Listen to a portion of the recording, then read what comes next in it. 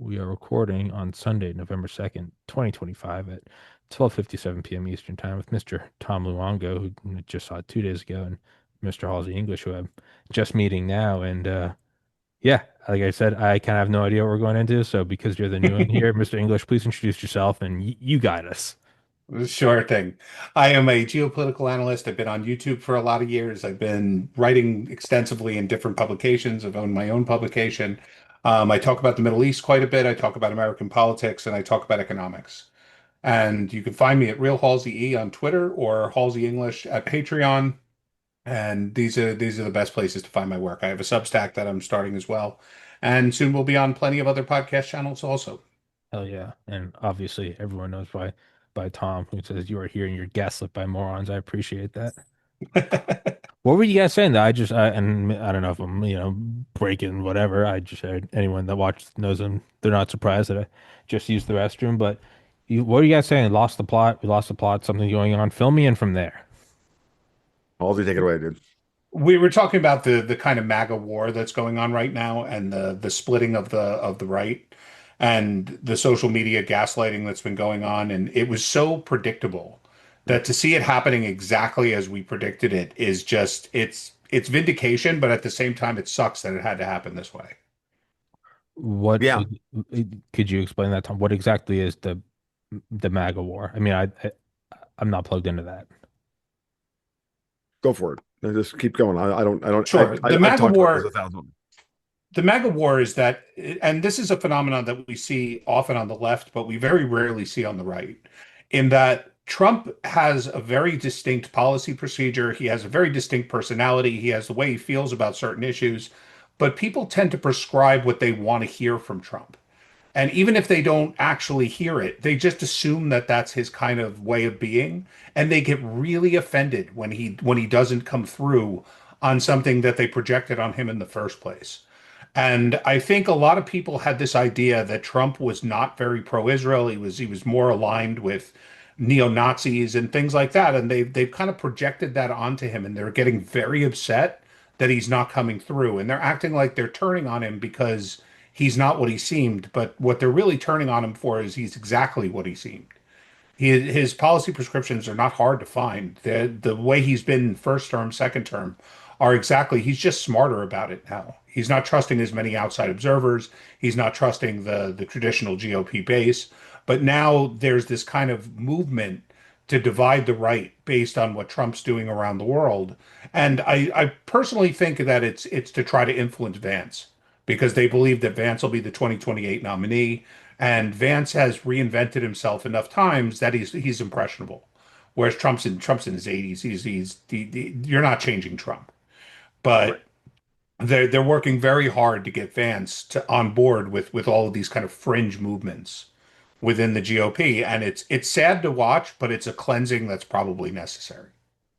Oh, yeah, it is. And and what's the band thing I hadn't really thought about, to be honest with you. It's a good pivot as to this to me screams like a typical City of London style divide and rule stuff. Like that's not that hard. From the moment that, you know, from June 24, sorry, July 14th of last year, Trump survived. Maybe not even then. Trump got out of Butler, Pennsylvania alive, and they started the process of trying to split off his base because they knew exactly what was going to start happening, which is everyone was going to coalesce around him, and him and the blood streaming down his face and scream and fight. They're like, we have to start splitting these people off, and the first people you split off, of course, are the libertarians because they all have oppositional defiance disorder. Hmm. Like they're the easiest people in the world to split off because they don't want to believe in anything because they don't want to put any skin in the game because they don't actually believe in anything. So, and they're susceptible to all of this stuff at every turn, and that's why I've been so hard on them because it's so very freaking easy and obvious what the play is on that front.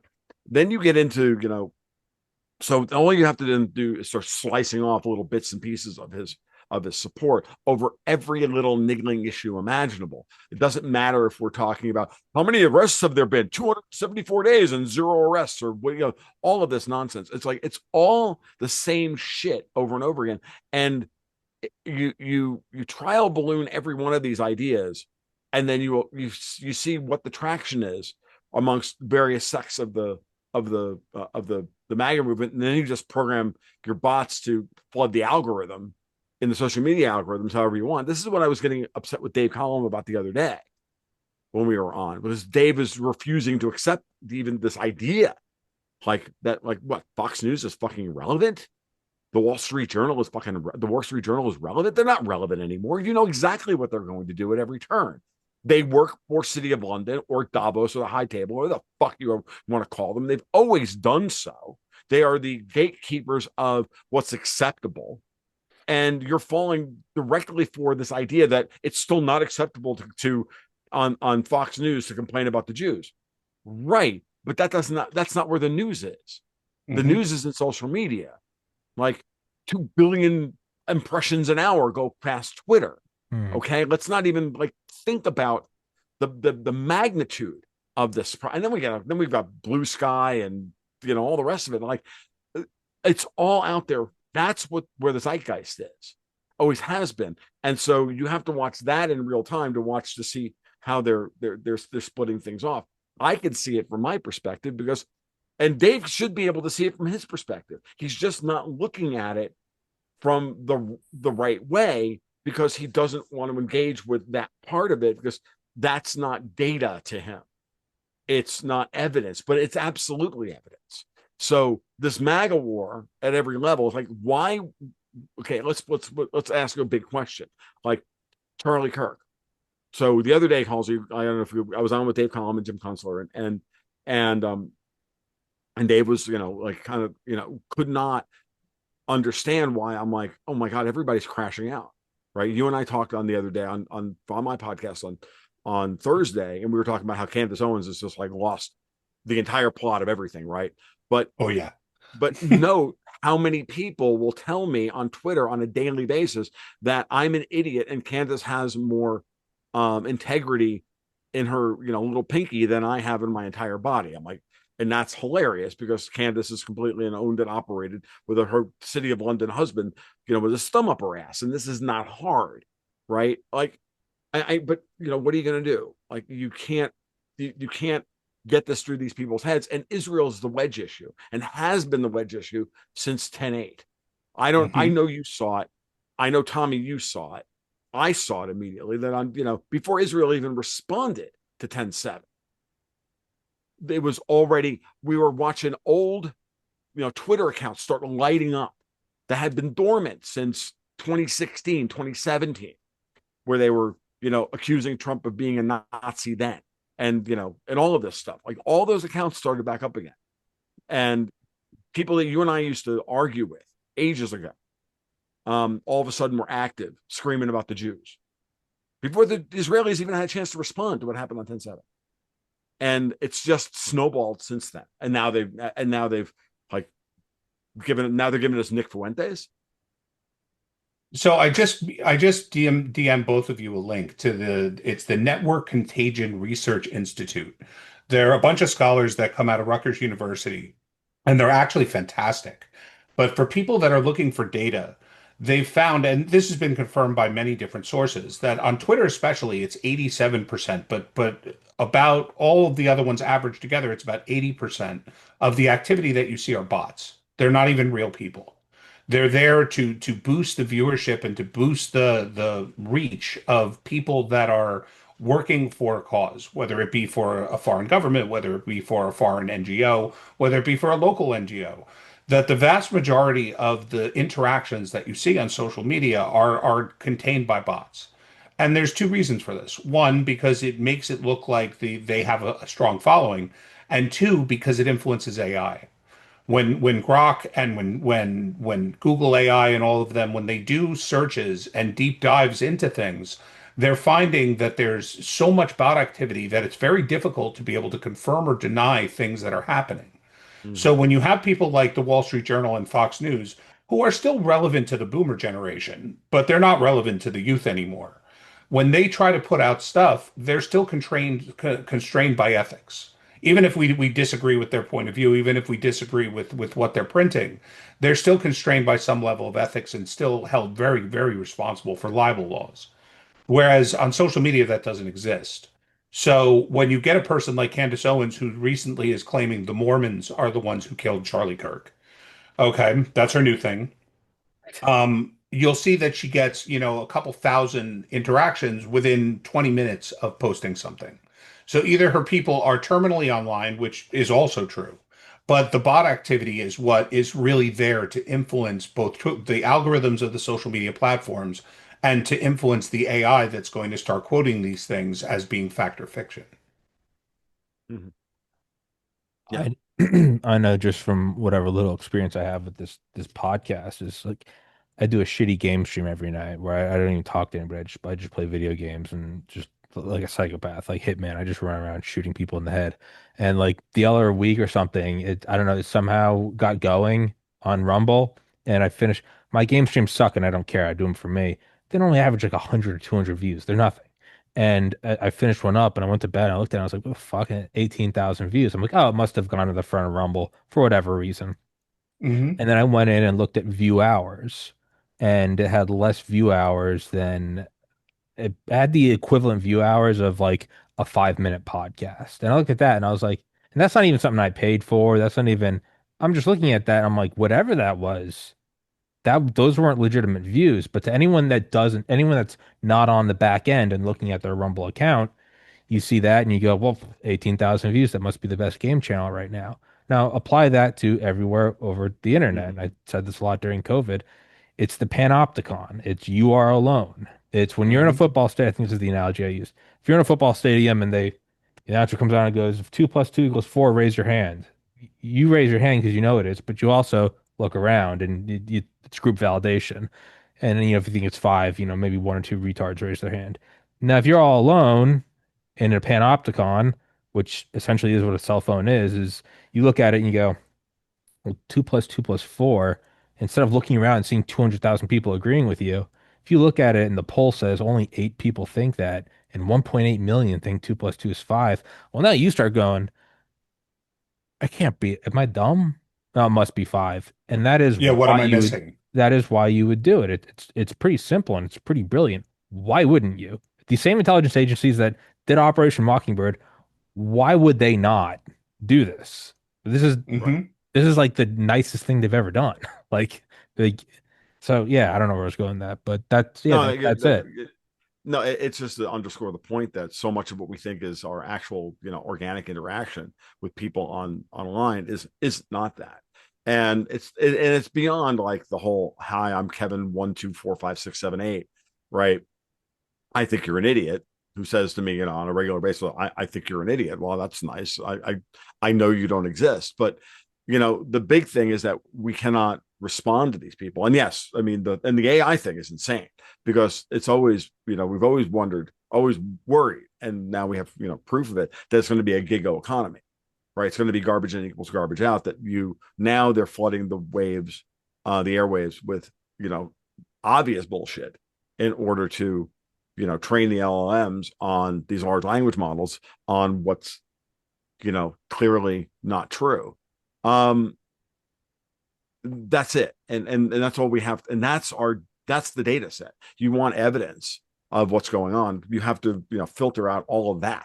And then you have to ask yourself, well, why would they create bot activity on this particular post or this particular thing? That's the big question. Why would they Hmm. do that? And why do they not create bot activity on other stuff? Like I've known for years now that whenever I started down the path of criticizing London in particular, not just Davos, but London in particular, the amount of bot activity went through the roof. When I've noticed that Rand Paul and Thomas Massie stopped being libertarians about right after one's wife was killed and the other one got stabbed in the chest by his neighbor. And then all of a sudden, everybody's out there defending Thomas Massie and Rand Paul, and it's everywhere. And now all of these libertarians are all over the internet, and they're getting validation from the model, right? They're getting validation because the bots are actually giving them more outsized influence over what they actually have. Like, why does anybody know who the fuck Dave Smith is? But that's a good one. We give you a perfect example of like the perfect know nothing high school sophomore understanding of libertarianism, and he's the spokesman for the entire fucking movement now. Mm-hmm. And I don't know, why is there no video evidence of this guy ever like doing stand-up? That's a good point. You can see it very clearly on Twitter, but it's hidden much better on Instagram Live and TikTok.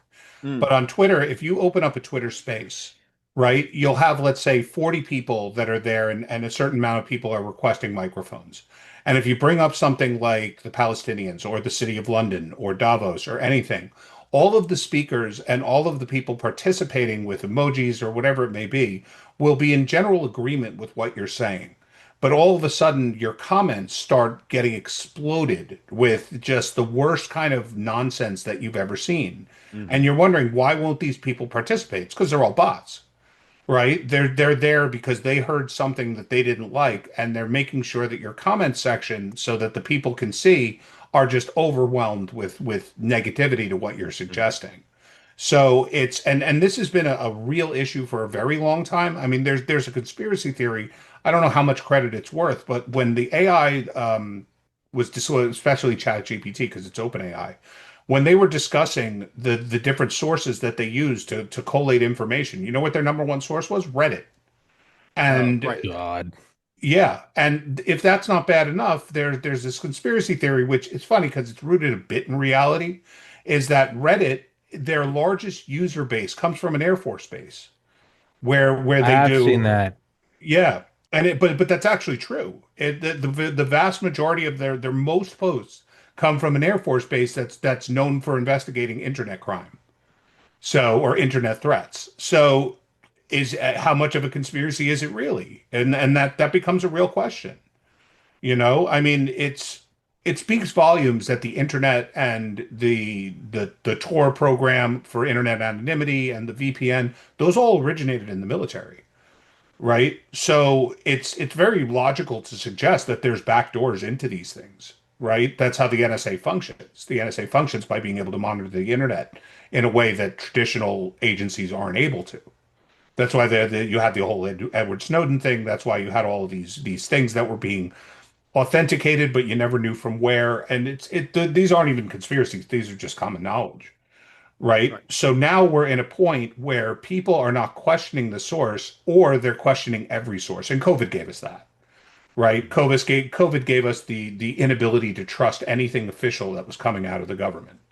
So now we're at a point where people are more likely to believe something as long as they think it doesn't come from government sources than they are to even question whether what they're believing is valid or not. Mm. And Yep. it's a real problem. It's a real problem. They say in the Soviet Union that the reason why the people were so on board with communism, even though it was so obviously not working, was a lack of information. That the state controlled all the news sources that came out, and that was your only option. The United States took the opposite path. They flooded you with so many news organizations and news sources that you can't determine what's true or not. It's impossible. It would take you 10 years to investigate one article, and by the time you've done it's already been updated 87 times by 20 different other million user accounts. So it's the opposite in that we have so much information that we can't determine what's true or not in any logical fashion.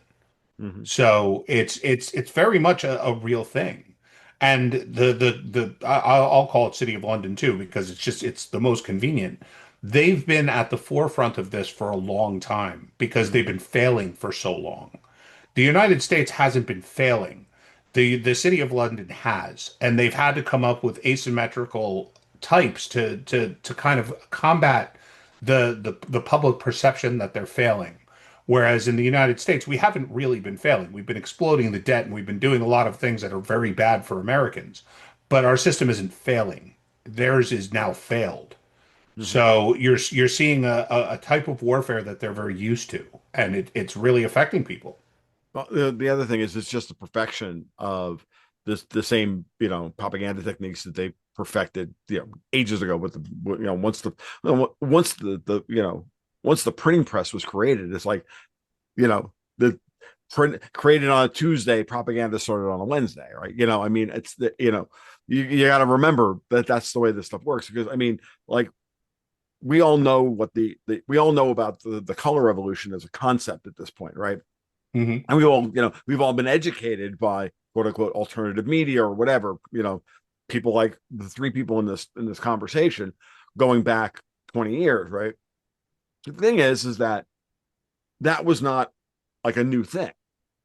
Color revolutions are a British, are a British tool of foreign policy going back 200 years, At least. including the US Civil War, Hmm. for example, was a color revolution. But we don't think of it that way because it's now history, because color revolution is only meant to be a modern thing done by America.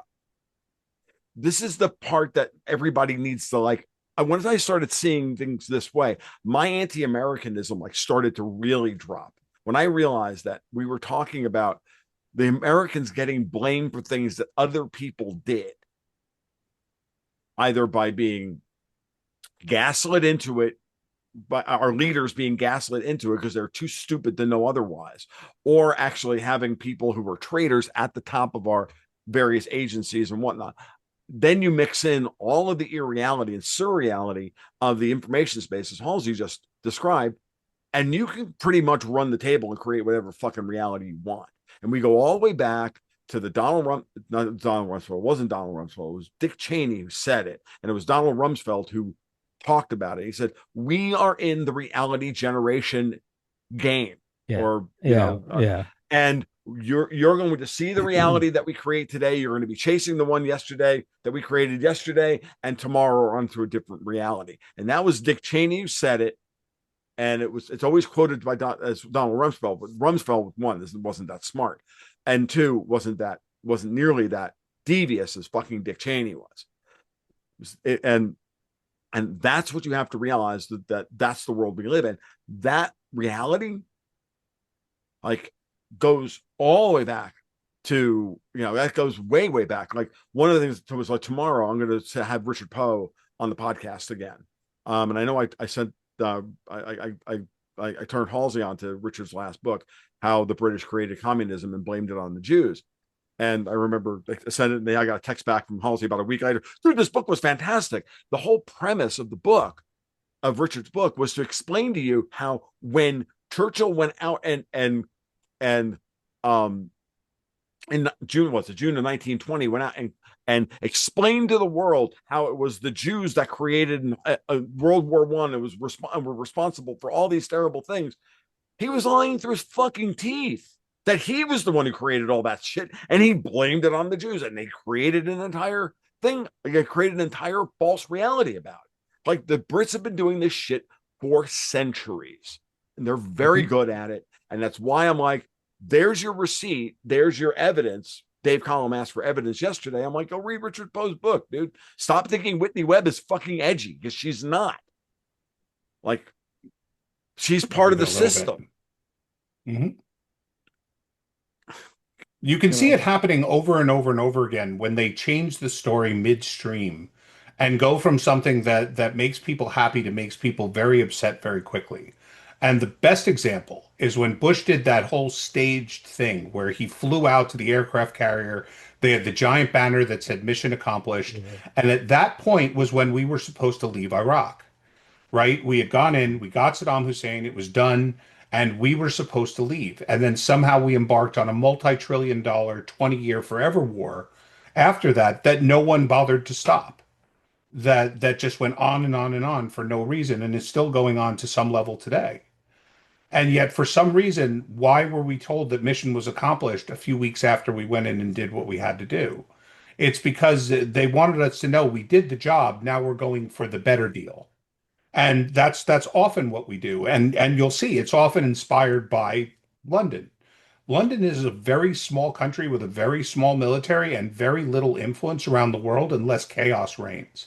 So they're not going for an outright win or an outright beating of their opponent. They're going for chaos that will envelope their opponents and get them to not know which direction they're going in. Best examples are Rhodesia and South Africa. right, is the Soviet Union inspired revolutionary movements in those countries started with the terrorism, and all of a sudden the other side emerged in the West of the anti-racism coalitions, right? And they didn't care for what system existed. They didn't care about the future of those countries or their inhabitants.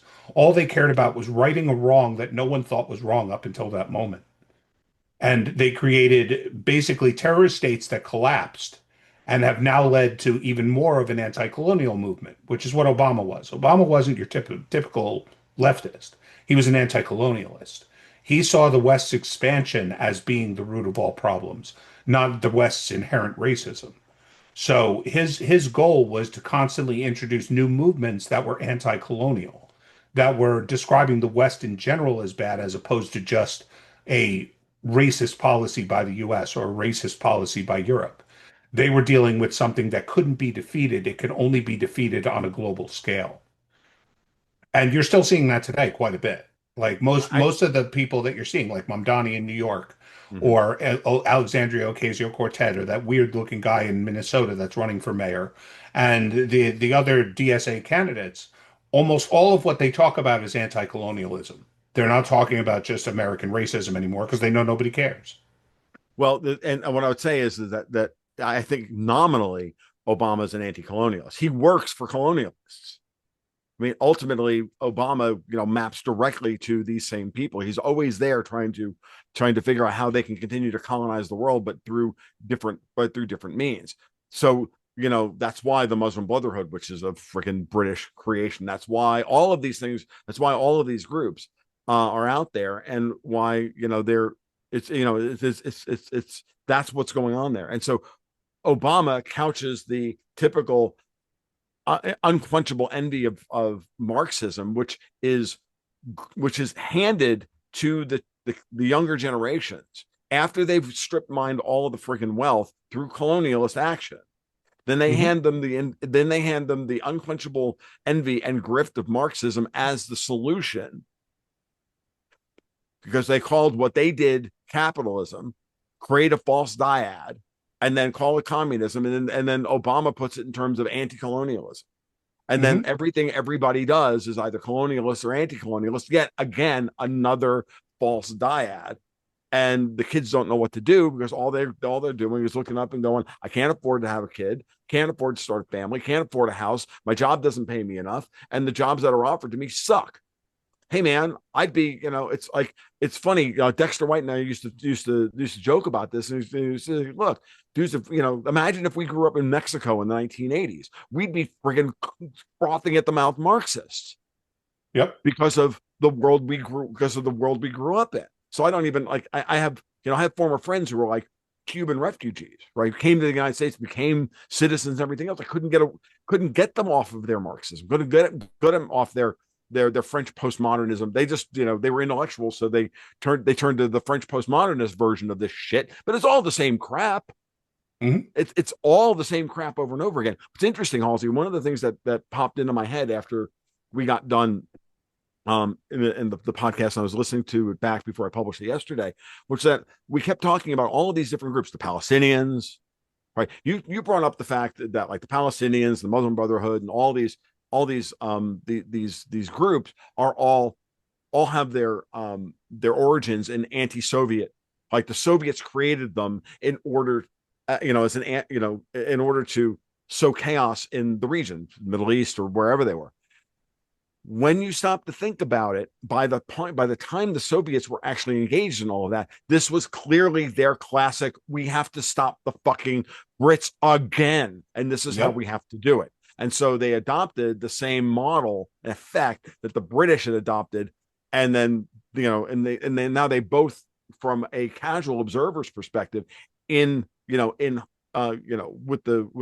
history on our side, they both look like shitbags, that Well, there's they're no doing it reason to again like right either of now. them, when we all know that it was the British who fucking who started World War I in order to take down both the Russian and the Ottoman empires. And they were successful because they got us involved. They Which is pushed the they're whole doing fucking thing again over the right edge. now, by the way. I know. The Brits are doing it with Russia, and Mhm. the American other side is doing it with China.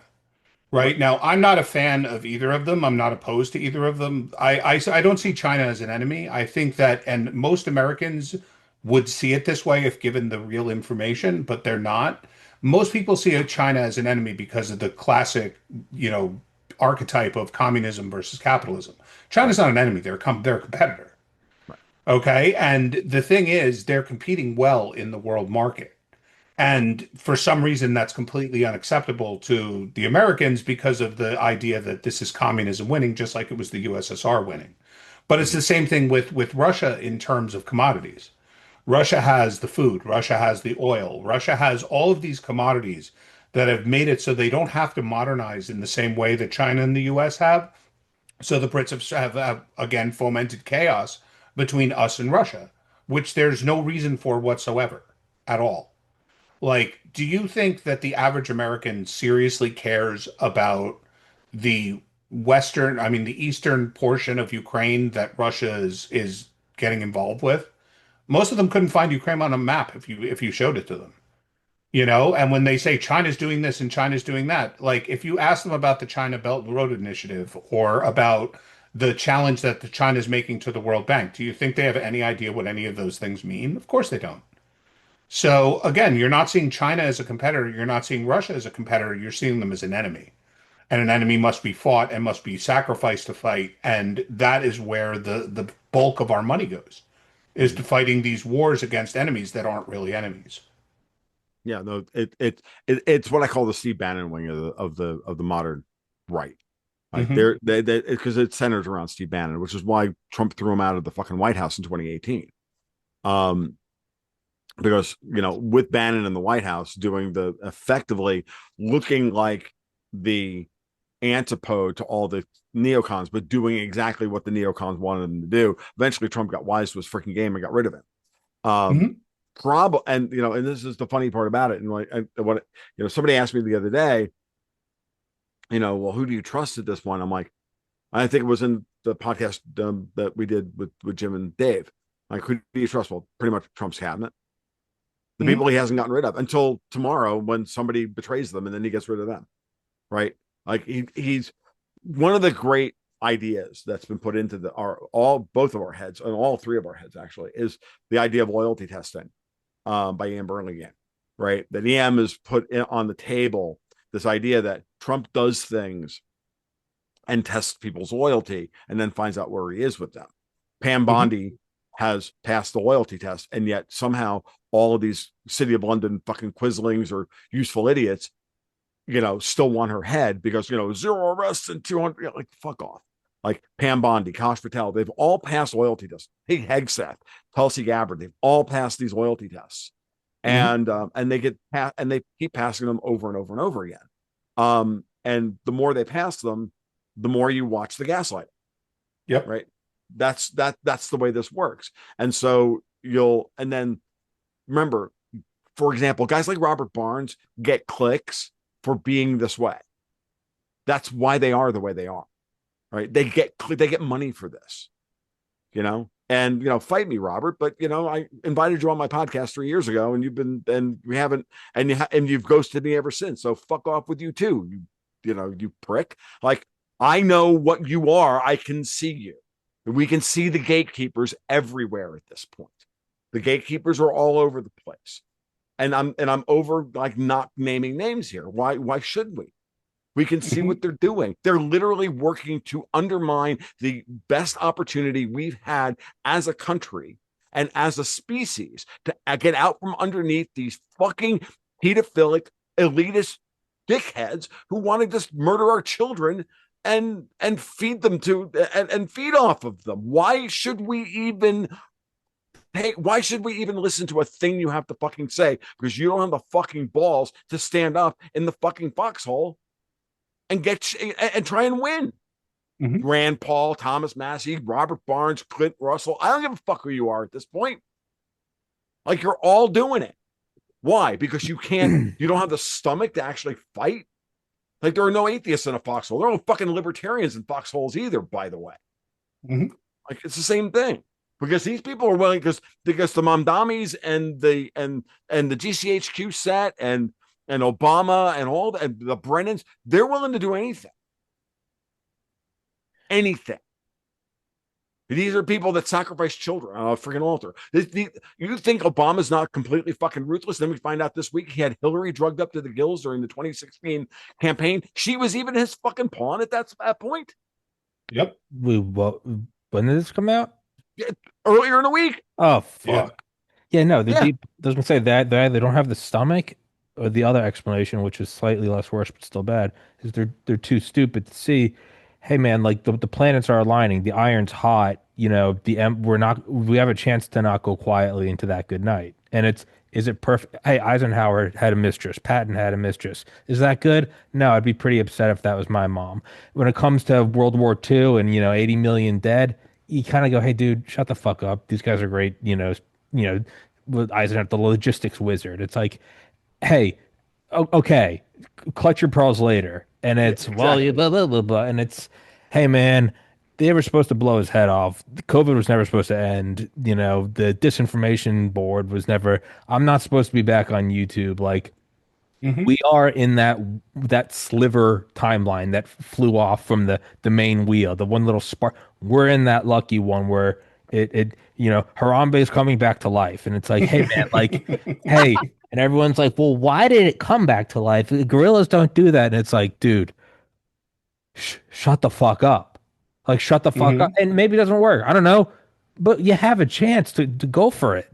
How Go about for it. And it's, well, yeah? Donald Trump has it. And it's like on some weird level, you're either actively working with the other side, you're a pussy, you're too stupid to see this, or deep down you have some sort of humiliation fetish, and that somehow justifies why you don't have to improve your own life and act courageously when you don't want to.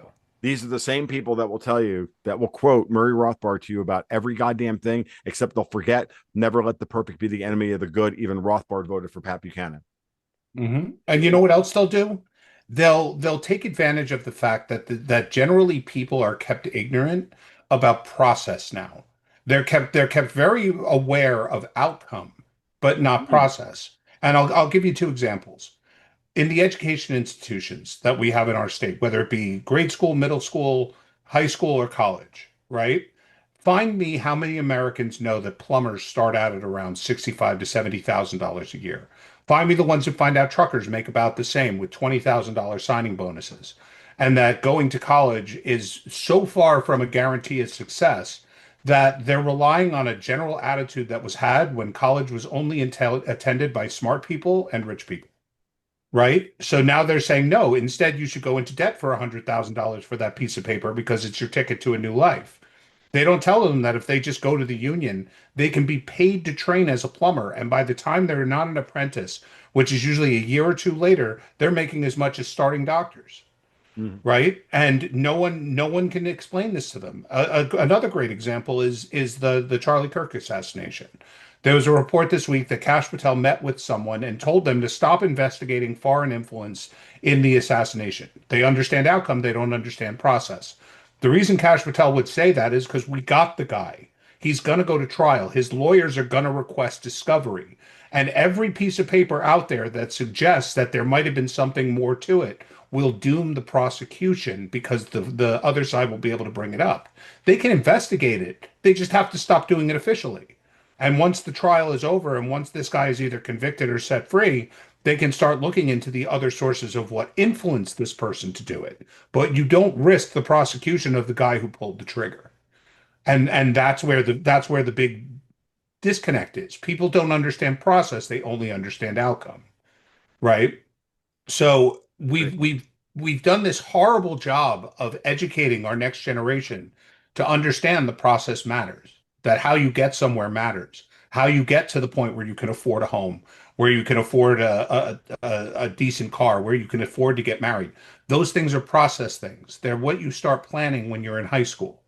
Where am I going to go to college? Am I going to go to Votech? Am I going to go to trade school? Am I going to go apprentice the union? Am I in the right state for the career I'm looking for? Am I ever going to be able to afford to live here I live in New Jersey with a 12% income tax and a property tax rate that's so high it's higher than my mortgage, right? Like these are things you have to think about when you're coming up because most people, when you hear about the starter house they bought and the cheap beater they bought so that both them and their wife could have a car, they were talking about Ohio. They were talking about a starter job. They were talking about a starter house. They were talking about an older car. They weren't talking about living in New York City where a one bedroom apartment will cost you $4,000 a month and just a car, having a car is so expensive that you can't afford the parking for it, but no one explains the process. No one's sitting them down and telling them the process. I have a relative who was a school teacher until she retired. Right? She said, and it was an inner city one. She said she would sit down with kids and say, "Okay, you're a sophomore. What is it that you want to start edging towards? Do you want to go to college? Do you want to do this?" And these were kids that could barely read and write, and they would go, "Oh, I don't have to worry about it. I'm going into the NBA." And she'd say, "The NBA? You're not even on the basketball team." "Oh no, but I'll get discovered and I'm going to the NBA. I'm actually really good at basketball." And if she went further and said, like, "I think it's important that you explore maybe another opportunity because if the NBA doesn't work out, you're still going to have to be able to afford rent and all that," they'd pull her out of the room and tell her stop with the racist statements or we'll write you up. Same thing if she recommended Votech. She worked for a school that had one of the best Votech programs in the country, not just the state, the country. And she was not allowed to recommend it to students unless they asked for it from her. If she said maybe you should go to Votech, that was considered racist. She'd get written up for it. Process matters. It's what gets you to your end result. Mm. If you're only worried about the end result, all you're ever going to see is failure. Yep. So again, yeah, no, it's a great point. I mean, think of it this way from a political perspective. What have I been saying, preaching for years? Order of operations matters. Yeah. Right. Right. Order of operations matters. Like how we get from point A to point Z matters. And sometimes we're going to have to jog right to go left. Like sometimes that's just the way things are. Sometimes we're going to have to, strong arm Nicolas Maduro in Venezuela to stop running fucking drugs. Mm-hmm. Sorry, because he's entrenched and he works for fucking City of London and he works for that whole fucking crime syndicate. We need to get rid of it. Now, well, that's why you're seeing Rand Paul freaking out about it too, is right. because to him outcome is more important than process. Bingo. Right? Trump sees a problem with Maduro. He sees that Maduro is being influenced by Russia and China to expand their economic processes. Let's just say it like that. I'm not even going to say that what they're doing is necessarily evil, but Maduro is definitely evil. Mm-hmm. Okay, so instead of saying, "Hey, let's put 100,000 DEA agents in Venezuela so that they can all get killed and put on TV getting tortured by cartels," let's just bomb the cocaine boats. Whenever you're sending them in, just take them out. There's nothing illegal about it. Yeah. And the process matters. Then you get Rand Paul. They're not being given a fairer trial. They're not being given this. They're not being given that. Who cares? There's nothing illegal about what he's doing. Sending fentanyl to the country. If you drop it from a plane, we would be nuking your country. Exactly. This is no different. It just comes across a boat. Right. And again, and these fishing boats have mini subs being towed behind them, all sorts of crap. Like it's all such pearl clutching bullshit. Like they're not getting due process. Are they American citizens? And I got to leave in 5 minutes, so I just want to address something that Tom said earlier about I'm sorry, I got to pick up my kid. He was at a sleepover all night. But Tom talked about the loyalty testing, and it's so important to see how Trump is the adult in the room when it comes to this stuff. Mm-hmm. There's no one on the planet that he went after harder than DeSantis and Rubio. Remember the whole little Marco thing? He basically went after the same thing with DeSantis. You would have thought he hated those two with every fiber of his being. Yet Marco Rubio, he made him Secretary of State, and now every time he finds another traitor, he gives Marco Rubio their responsibilities until he finds someone better. Right? That shows that he understands politics. Politics is trashing little Marco when Marco's challenging him for the throne. But he also understands working with the people who know how to do their jobs. And he's doing the same thing with DeSantis in Florida. Have you heard him criticize DeSantis since the election? He's loving what's going on right now. No income tax, school vouchers. This is every Republican talking point that we've been looking for 20 years. And DeSantis is implementing them in Florida and making it so that people can move to Florida when their big blue cities start collapsing. Because Texas, while it's great, a lot of people don't speak Spanish. and they don't want to move to Texas and have to deal with a large Spanish speaking population. But going to Florida is literally the new York.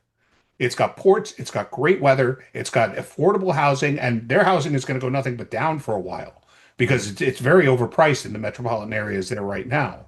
The only thing that costs you money in Florida is flood insurance, and it's still less than my property taxes, and that's not even including school vouchers and income tax. Yeah. So he's working with the people he knows are doing the job. He may have had to trash them during the election, but he knows who's doing the job, and he's supporting the people who are doing the job. And because of that, you're seeing very good outcomes in almost everything that he's touching. Whenever he trusts the people that he can't, that he knows he can't trust, or whenever he puts someone in charge of something that isn't going to be loyal, you just see it fall apart. Hmm. Yep. That's why Lutnick is not part of the trade talks. Mhm. It's also That's why he why hasn't he's not. fired Jerome It's Powell. why he didn't fire Jerome Powell. No, Powell came out this week. And did a little strategic ambiguity by saying, "Yeah, I might be done cutting rates," and all of a sudden the markets start puking because, oh my God, So, maybe we have to like maybe we can't wait for Uncle Jerome to hold our hand and tell us it's okay to be risk on versus risk off. Maybe just I don't know, just maybe we should put a little cash on the sidelines and do a little price discovery and maybe do some DD this weekend before we go back to work on Monday. No, and the this is what biggest thing happened. is that Jerome is saying, I'm not going to nuke the housing market just to make you guys feel better about yourselves. Because Yeah. dropping the interest rates to where they were under Obama with qualitative easing would set the housing market on fire. Yes. You're talking about BlackRock acquiring every property they possibly could. If they could borrow at 0% interest and not even have to waste all the pension money, oh my God, it would you wouldn't be able to afford an apartment in Idaho Yeah. anymore if Jerome Powell did that. He knows he can't do it. Right. So he's letting Trump talk shit about him, and he does what he's got to do. And Trump and him are watching everybody going in the direction that the country needs to go in. And Hmm. I got to run, guys, but I Yeah, yeah, really yeah. do appreciate it. I'd love to do this another time. Sure. Absolutely. Yeah, no, send me all your stuff and I'll put it in the description. But We'll do. yeah, yeah, we'll wrap it up. Sure. It's nice to meet you and Tom, you know, hey. As And always. and I'll upload this right away, so it'll be up in like 30 minutes. I'll send it to you guys, but let's definitely do another one when we can get you first, steal you for a little bit longer. That would be Yeah. awesome. Okay. All right, guys. All right, guys. Thank you so Thanks. much. Have a wonderful Sunday.